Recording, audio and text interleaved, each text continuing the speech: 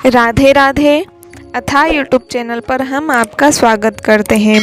कल हमने कार्तिक मास के 7वें अध्याय की कथा को सुना। उसके अंतर्गत क्या खाए क्या न खाए ये सारी जानकारी हमने आपको प्रदान करी। आज 8वें अध्याय के अंतर्गत भी कुछ विशेष जानकारी आपको मिलने वाली है, इसलिए वीडियो पूरा देखें। आइए 8वां अध्याय प्रारंभ करते हैं। नारद जी ने कहा, हे राजन, अब मैं कार्तिक मास के इस व्रत की उद्यापन विधि बताता हूँ, ध्यान पूर्वक सुनिए। व्रती को चाहिए कि कार्तिक मास में शुक्ल पक्ष की चतुर्दशी को व्रत के संपूर्ण फल की प्राप्ति के लिए तथा विष्णु की प्रसन्नता के लिए उद्यापन करे।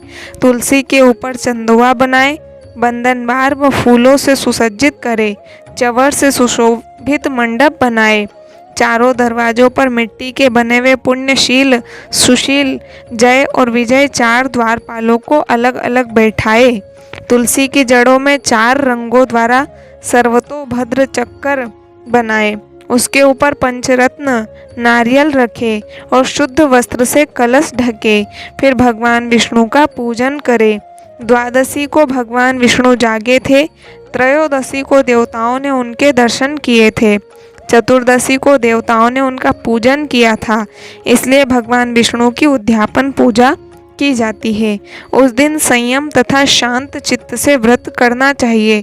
अपने गुरु की मूर्ति बनाकर षोडश उपचार तथा विविध नैवेद्य आदि से भगवान का पूजन करें। विविध प्रकार के वाद्यों के साथ कीर्तन करते हुए उस रात्रि में जागरण करें। जो प्राणी श्रद्धा पूर्वक भगवान का कीर्तन करते हैं, उन लोगों के 100 जन्मों के पाप धुल जाते हैं। जो व्यक्ति भगवान के नियमित जागरण करके रात्रि भर भगवान का कीर्तन करते हैं, उनको असंख्य गौदान का फल मिलता है। जो लोग भगवान की मूर्ति के सामने नृत्य गान करते हैं, उनके अनेक जन्मों के एकत्रित पाप नष्ट हो जाते हैं। जो लोग भगवान के सम्मुख बैठकर कीर्तन करते हैं और बंसी आदि बजाकर भगवत भक्तों को प्रसन्न करते हैं और भक्ति से रात्रि भर जागरण करते हैं, उन्हें करोड़ों तीर्थ करने का फल मिलता है।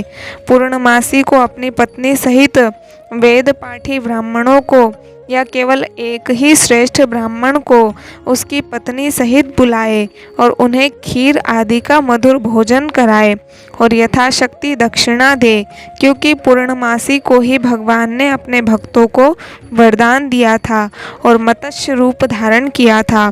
अतएव उस दिन जो दान, हवन, जप आदि भगवान विष्णु के निमित्त किया जाता है, वह अक्षय फल का देने वाला होता है। इसलिए व्रती 3 या 1 ब्राह्मण को सपत्नीक सामर्थ्य अनुसार भोजन कराए। उन ब्राह्मणों को अपनी सामर्थ्य के अनुसार दक्षिणा देकर प्रणाम करे। बाद में भगवान विष्णु की पूजा करके अन्य देवताओं तथा तुलसी व कपिला गाय का पूजन करे। व्रत की कथा सुनाने वाले गुरु व उपरोक्त ब्राह्मणों को वस्त्राभूषण आदि से पूजन करके उनसे क्षमा प्रार्थना करे। प्रार्थना के मंत्र का अर्थ यह है, आप सब लोगों की अनुकंपा से मुझ पर भगवान सदा प्रसन्न रहे। इस व्रत को करने से मेरे 7 जन्मों के किए हुए पाप नष्ट हो जाएं और मेरी संतान चिरंजीवी हो। इस पूजा के द्वारा मेरी सभी इच्छाएं पूर्ण हो। मेरी मृत्यु होने के बाद मुझे अतिशय दुर्लभ विष्णु लोक प्राप्त हो। व्रत करने वाला इस प्रकार ब्राह्मणों से क्षमा की प्रार्थना करे और उनको प्रसन्न करके विदा करे। पूजा की सारी वस्तुओं के साथ गाय भी गुरु को दान में दे। पश्चात घर वालों और मित्रों के साथ स्वयं भोजन करे। कार्तिक और माघ मास के उद्यापन के नियम इसी प्रकार बतलाए गए हैं। इस तरीके से जो प्राणी कार्तिक मास का व्रत और उद्यापन करता है, वह पाप रहित होकर मनवांछित कामनाओं को प्राप्त करता है।